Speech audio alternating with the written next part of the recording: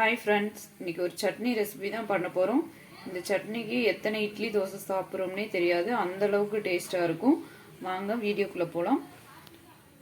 இப்போ பார்த்தீங்கன்னா ஒரு கடாயை வச்சு ஒரு ஸ்பூன் பார்த்தீங்கன்னா கடலெண்ணெய் சேர்த்துருக்கேன். இதுக்கு ஒரு 150 கிராம் சின்ன வெங்காயம், 10 பல் பூண்டு, எண்ணெய் சூடானதுக்கப்புறம் இதில் சேர்த்துக்கலாம். பூண்டு வெங்காயம் நல்லா வதங்கட்டும். வெங்காயம் பூண்டு வதங்கிட்டே இருக்கையில் பார்த்தீங்கன்னா 4 வரமிளகாய் சேர்த்துக்கலாம்.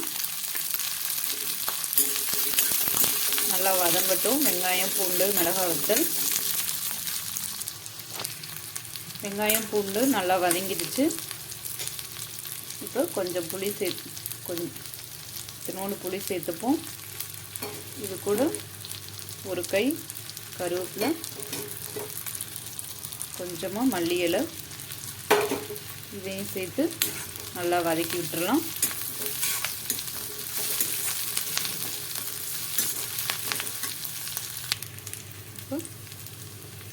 கொஞ்சமாக தேங்காய் சல் சேர்த்துக்கலாம்.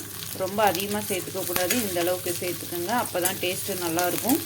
இதையும் எண்ணெயில் போட்டு நல்லா வதக்கிடுவோம்.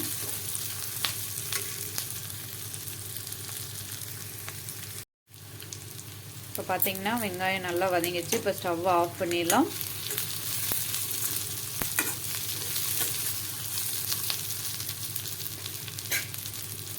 இப்போ சட்னிக்கு தேவையான அளவு உப்பு,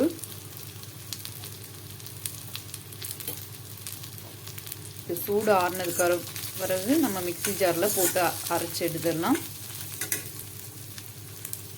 டக்குன்னு 2 நிமிஷத்தில் செஞ்சிடலாம் இந்த சட்னி.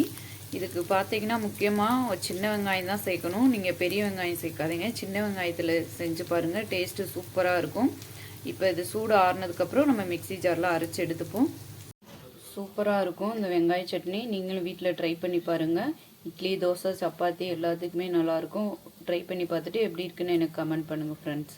உங்களுக்கு இந்த வீடியோ பிடிச்சிருந்துச்சுன்னா லைக் பண்ணுங்கள், ஷேர் பண்ணுங்கள், சப்ஸ்கிரைப் பண்ண மறந்துடாதீங்க. Bye friends, thank you.